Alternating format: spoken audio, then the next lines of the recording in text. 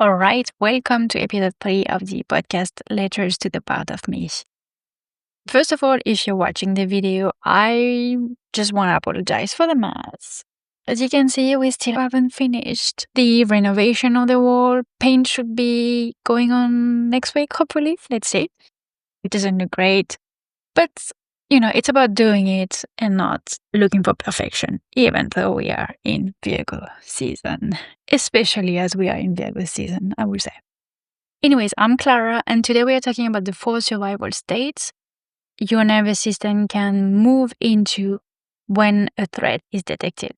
We've touched on this a little bit in the previous episode, but I want to go into much more depth about it because I think it's really, really interesting, and it's a great first step at understanding your stress, understanding how your nervous system works, and how to start regulating so you can be in a state where you can call in what you want to call in your life. Because I do believe that if we were all going through life with a regulated nervous system, the world would be such a better place.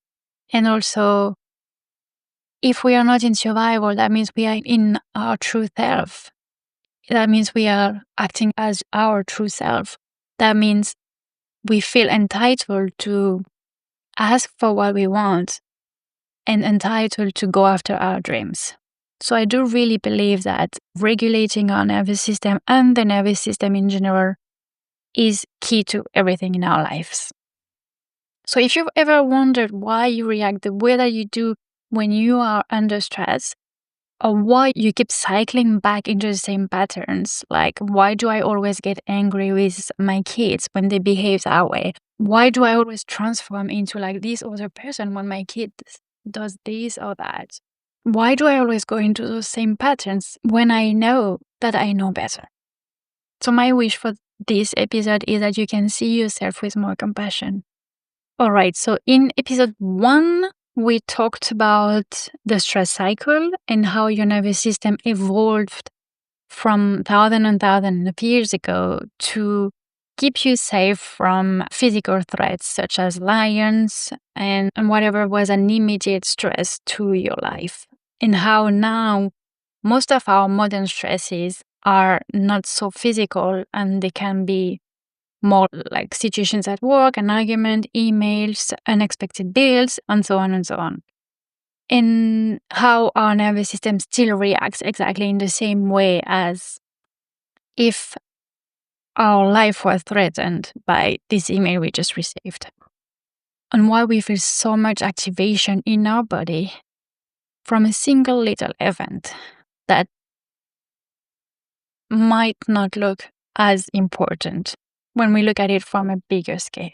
In episode 2, we explored why mindset can't land in your body when your body doesn't feel safe.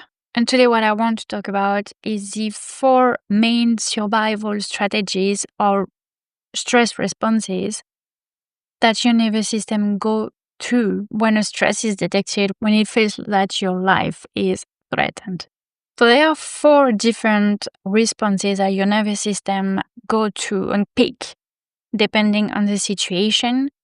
And you will notice that we tend to go back to the same survival strategy for similar situations that we've experienced in the past. So you might say, oh, why do I always feel angry? Or why do I always snap at someone when they touch on that subject? Why do I always go into people pleasing with my partner? But I don't do that at work. I'm going to describe those 4 strategies here. And if you can just make a note of them, I will also share a PDF that you can download below.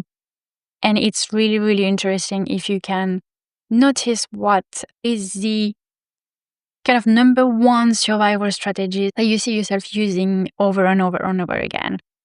Once you've got the awareness, then you can start taking action. But the first step and the most important one, I would say, is the awareness. So let's go. 1, we have the fight response. So that might show as anger, wanting to control, and defensiveness. Some physical sign might be tension maybe in your jaw, your fist, you feel heat in your body, and you are quick to argue. An example would be you at work and someone questions the idea that you just gave. Before you even think about it, you snap back defensively. And later, you regret how sharp you sounded. It really didn't feel like you, but in the moment, your body felt under attack. And that's why that fight response took over and you reacted the way you did unconsciously. The impact of the fight strategy when you use it over and over again is that you might see yourself as an angry person, someone that is constantly irritated, someone that always finds themselves arguing in relationships. You might see yourself as a perfectionist, trying to control the environment you're in. That would be how you might describe yourself, or others might describe yourself if your survival response is fight. Just a sip of water.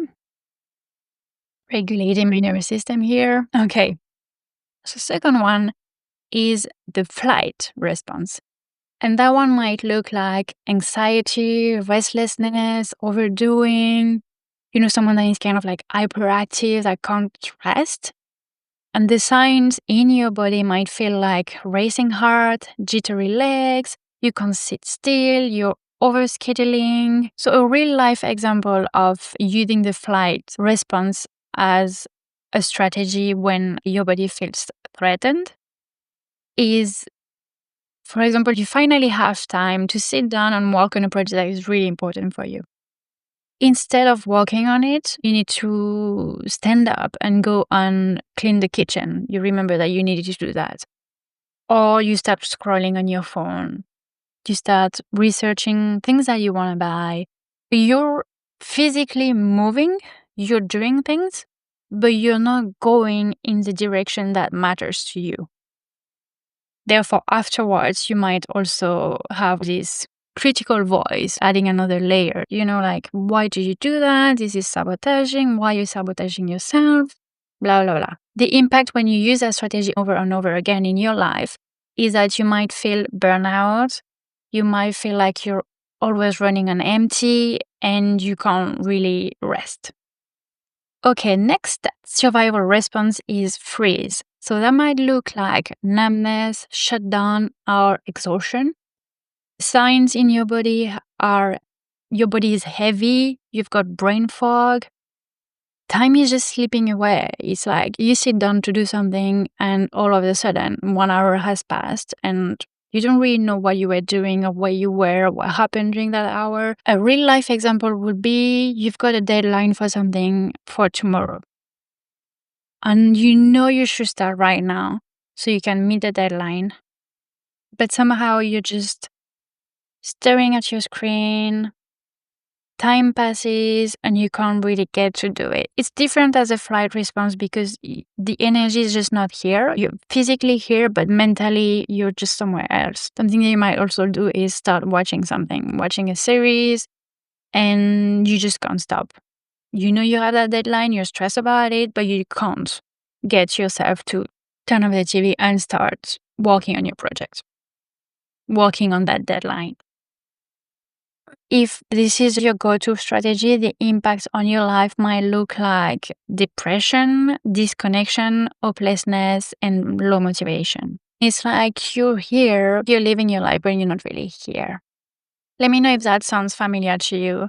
In that case, I've got a free somatic audio that I've created and I will send it to you so you can use it to start coming back to your body gently.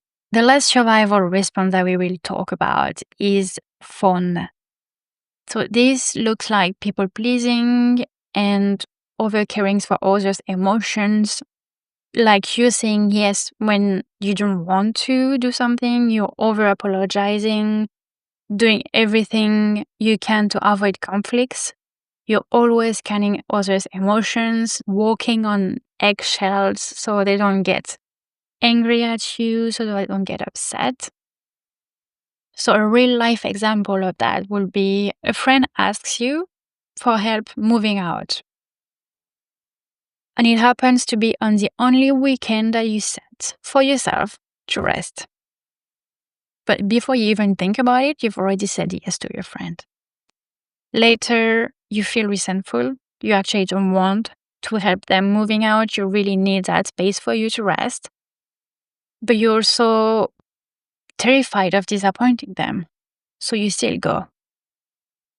You put your needs aside and you go help your friends without even mentioning to your friend that you actually really need to rest. If you're repeatedly using that strategy in your life, the long-term impact could be loss of identity, exhaustion, and struggling to know what you really want. If you're used to putting others' needs before yourself, you reach a point where you're actually not asking yourself what you want anymore. So you've kind of forgotten what you actually want because you always put others before you. So I also want to pause here to say I've kind of oversimplified this by saying there are 4 states you go into and your nervous system kind of go and choose which one to use. It's obviously not as simple. Sometimes you will respond in what we call a blended state, where it's actually a blend of 2 states coming together. A really common example for that will be a mix of freeze and flight. And those two makes up a state that we call functional freeze. In a functional freeze response, you'd feel disconnected from yourself, disconnected from your life. But on the outside, you're doing everything you need to be doing. You're going to work, you're taking care of the home, you're like having a social life, everything. You look fine on the outside. You look even like really active on the outside. But inside, you feel like your life is just going and you're not here. That's when people say, oh, I feel like I'm not living my life. I feel like a stranger into my own life. That's what we would call the functional freeze state.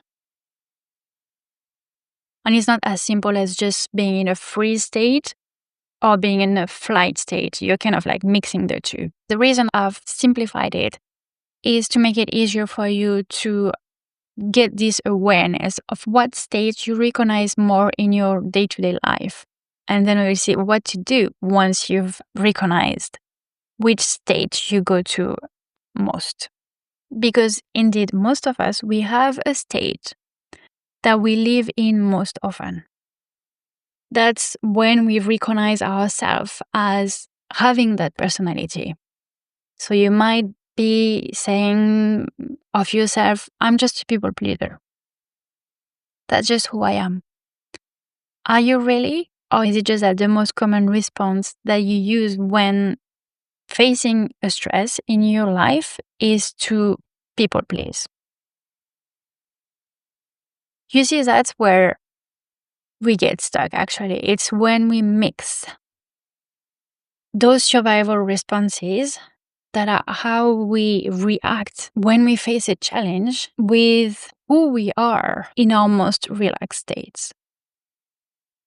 And when we are constantly facing challenges and we don't really have the opportunity to see ourselves truly anymore, then we believe that we are that angry person, that we are that people pleaser, and there is nothing we can do about it. I want to tell you it's not true. It's really just the way you respond, the way you're used to respond when you're facing stress, when your system goes into a survival response. It has nothing to do with your true inner self. It's something you've learned to do in order to protect yourself.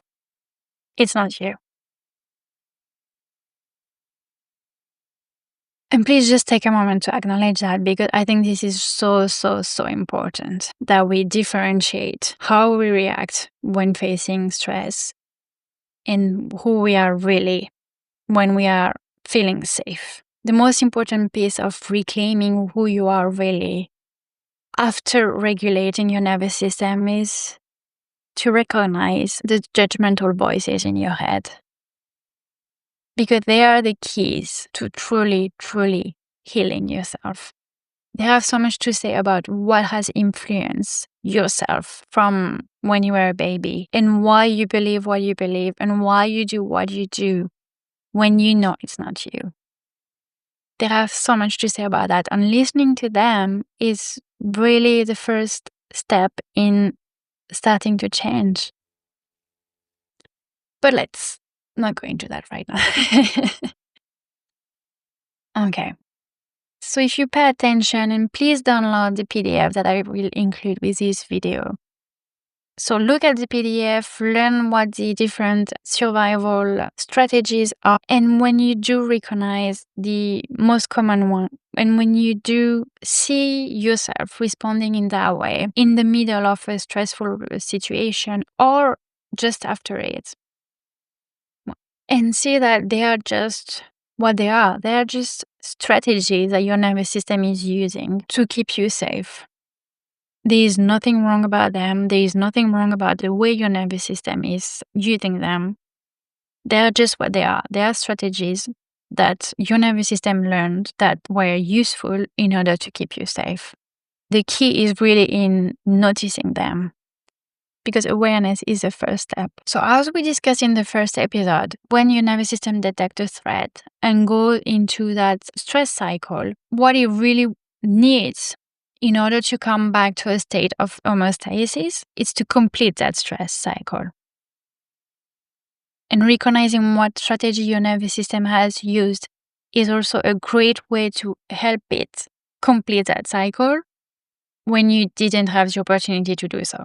So, for example, if you've noticed that you just responded with the fight response, snapping at someone, and you still feel activated, what you can do to complete that cycle, that stress response, instead of just judging yourself, what you can do is use your body to discharge that energy that you're still feeling in your system because of the hormones flooding your body still.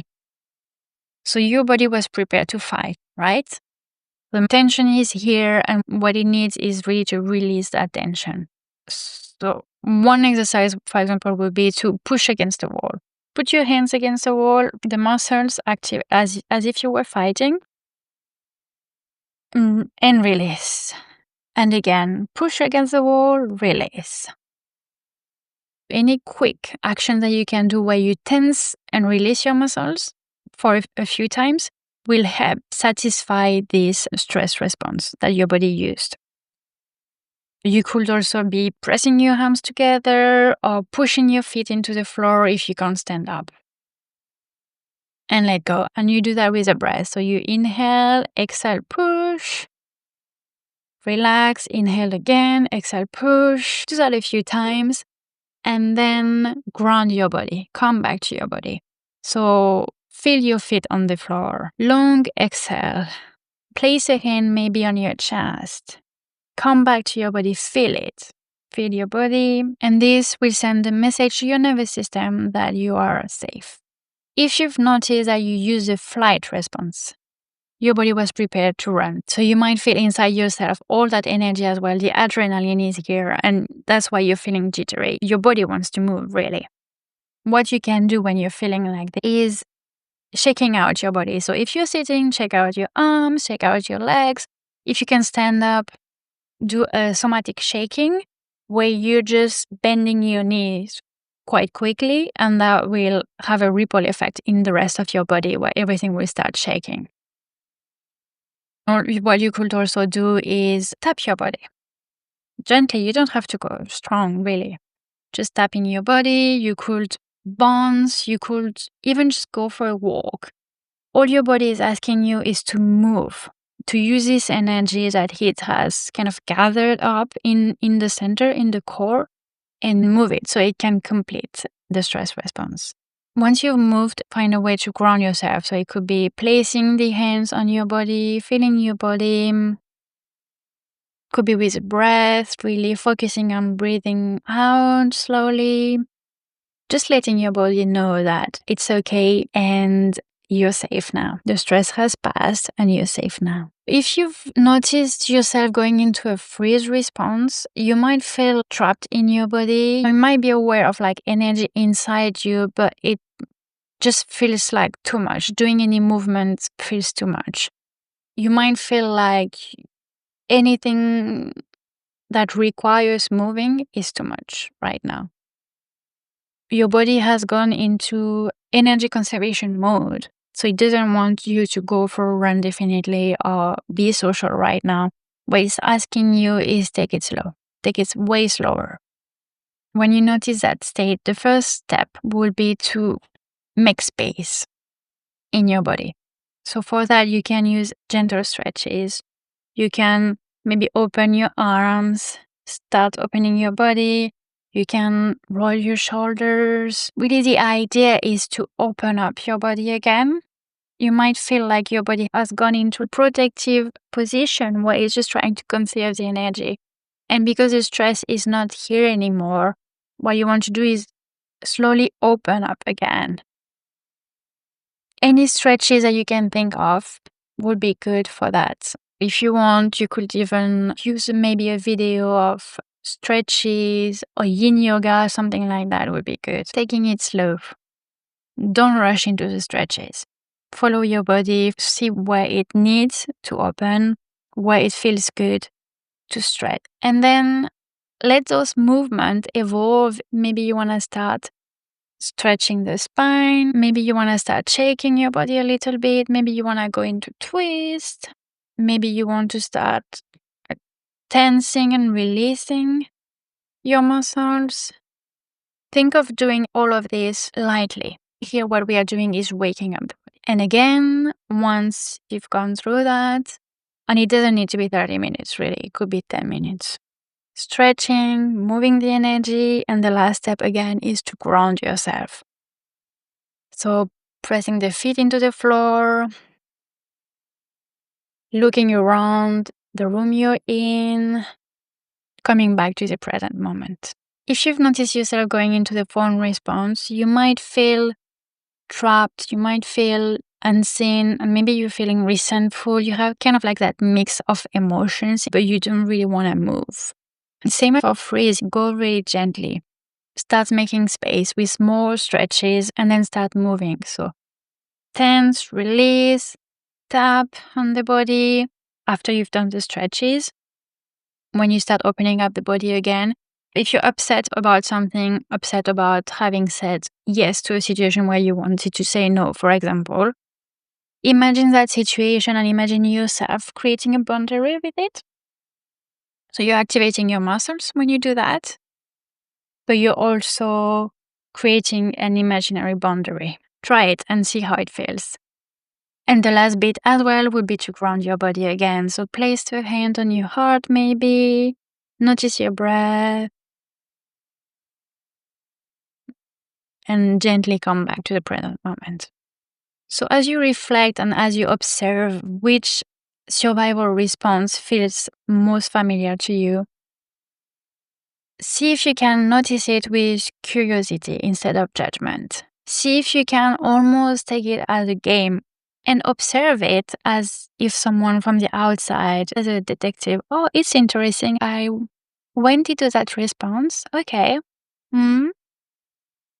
I can see how I felt in my body. Yeah, that's interesting. I've seen that before. Okay. And then use the little exercises that I've provided as well, depending on the responses that you went into, and see how it feels in your body. The more you will do it, the quicker your body will respond to them. If after every time you use the fight response, you do the same exercises that you've noticed work for you to bring yourself down, you will notice that your body comes back to a balanced state much quicker. And remember, your nervous system isn't trying to block you, isn't trying to sabotage you. It's just trying to protect you. And when you learn to listen to it, you can guide it back towards a state of feeling safe quicker. And then you can start create more from that space of safety. If you've identified with the freeze state, and if you're looking for support for those moments where you feel frozen or disconnected from yourself, I have a free somatic audio that you can download. You will find it in the show notes. And again, don't forget to download the PDF where you will find a summary of each state and how to recognize it and how to move on to complete the stress response. I hope it was useful. Let me know if you have any questions.